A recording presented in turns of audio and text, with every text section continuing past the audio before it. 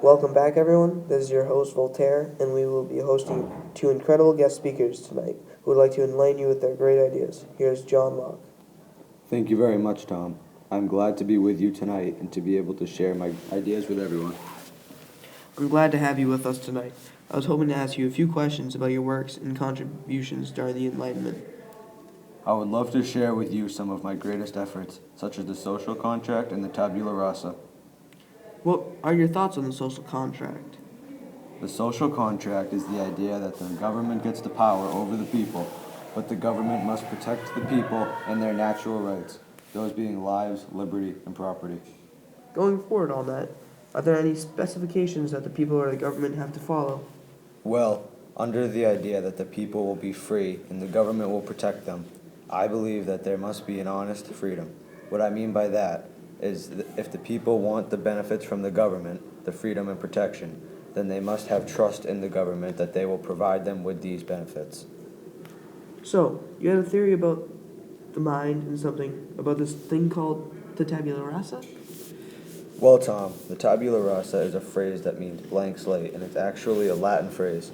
I believe that everybody is born with a blank slate, that being an empty mind, and the only way you can gain knowledge is to experience things on your own. What kind of things have you influenced? My greatest works and efforts have been used by other great and intelligent men, which helped form this country by making the Constitution and Declaration of Independence, which include some of my brightest ideas. All right, John. That information was very helpful in teaching everyone about the period of enlightenment. I hope you were able to share everything you wanted to.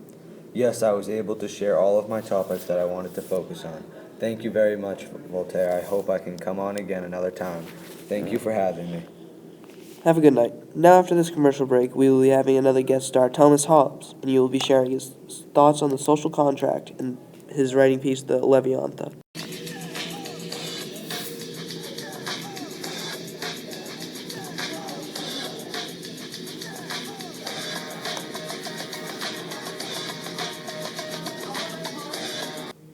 Welcome back, everyone. This is your host here with our second guest star, Thomas Hobbes.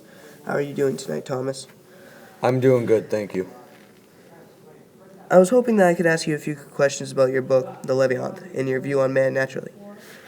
I will be happy to answer any questions that you might have about my works and thoughts during the Enlightenment.